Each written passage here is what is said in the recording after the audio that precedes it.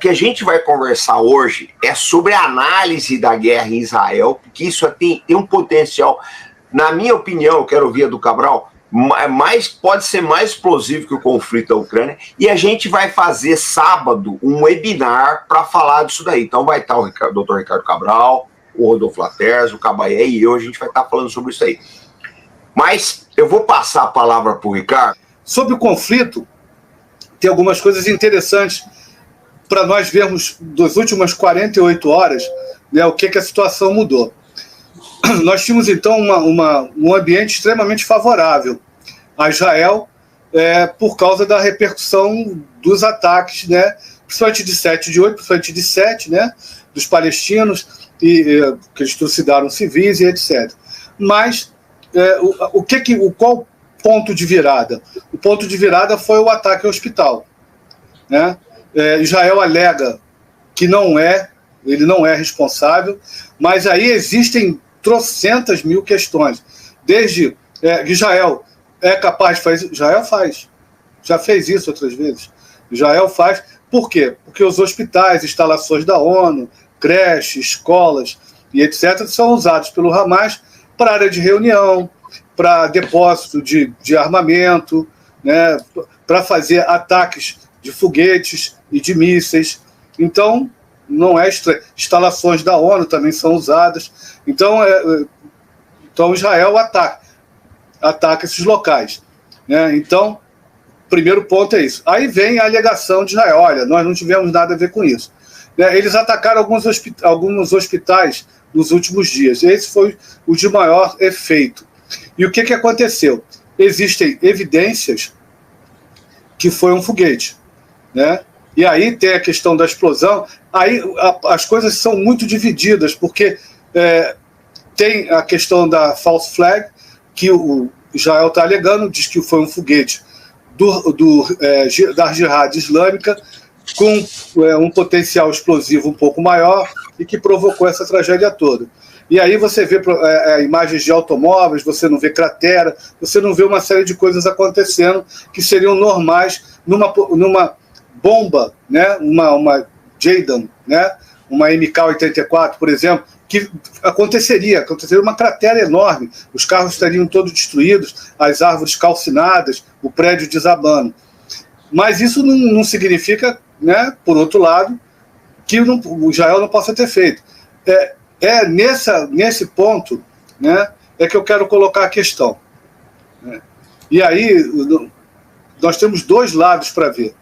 Eu lembro aos senhores, né, e senhoras que estão nos assistindo, que no dia 7 e 8, quando dos ataques do Hamas, todo mundo árabe, todo mundo muçulmano comemorou o massacre dos judeus. Hoje, né, ontem e hoje, nós temos uma série de manifestações condenando os ataques ao hospital e etc. Então, há uma questão de humanidade seletiva aqui, né? E a gente tem que tomar cuidado para não tomar partido. Nós fazer exatamente o que eu estou fazendo. Você identifica, olha, tem esse problema, tem isso aqui, pode ter acontecido isso, pode ter acontecido aquilo. Mas nós não temos condições, né, sem uma investigação profunda e no local, de dizer quem foi.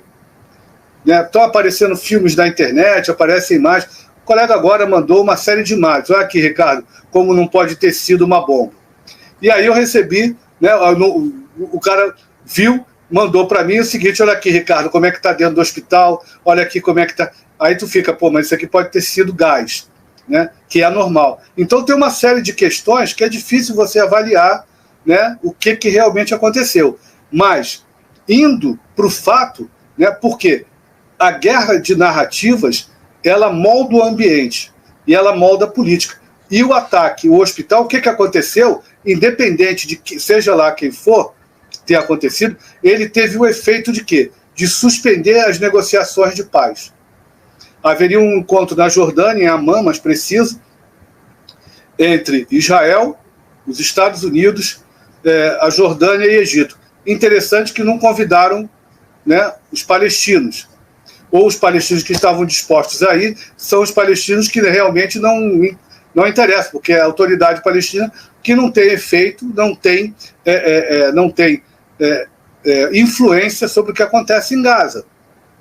Então, essas narrativas é que impõem uma nova realidade ao conflito. E nós não devemos esquecer que, nessa parte do mundo, né, a narrativa, principalmente aquela fornecida pelos árabes, né, ela tem, claro, tem um segmento, eles têm um histórico, existe um histórico, né, de atritos entre eles, onde a violência de ambas as partes é muito grande. E você tem uma demanda, né, dos palestinos que não é atendida. Né, um Estado palestino viável. Isso é o centro da questão, que não se enxerga hoje. Um outro ponto que eu queria colocar, né, que isso vai ao encontro dessa questão do ataque ao hospital, é que pode ser uma false flag? Pode. O Hamas é capaz disso, a Jihad é capaz disso, e aí a gente não pode isentar. Mas Israel é capaz de atacar? Claro, ele atacou 6, eu tenho aqui, tá aqui, 6 hospitais em 10 dias. Antes desse ataque, ele atacou 6. Fica difícil para nós. Mas, como os radicais estão no controle do controle da situação, porque é interessante que o governo Netanyahu era um moribundo. Ele mal conseguia aprovar as coisas no orçamento, se meteu numa reforma do judiciário, havia uma oposição muito grande, uma oposição, inclusive, dentro do gabinete do governo, dos mais radicais, né, dos ultra-religiosos e nacionalistas, e esse ataque do Hamas deu uma sobrevida a ele. E agora as propostas são de que Gaza será reduzido, a faixa de Gaza será reduzida, novas medidas de segurança serão tomadas. O que significa isso? Reduzir mais ainda a faixa de Gaza? Expulsá-los? O Egito e a Jordânia já falou que não vão receber. Então, enquanto os radicais, tanto na Palestina, na faixa de Gaza, quanto em Israel, enquanto eles estiverem no poder, e não estiverem no comando da situação, não vai se resolver nada disso. Na minha opinião, né, a ida do presidente Biden, né, é um erro político daqueles crassos, porque ele, Robson, antes dele pegar o avião, aconteceu no mínimo, olha, deu um problema no Air Force One, não vou hoje não, vou amanhã, não vai dar, foi mal.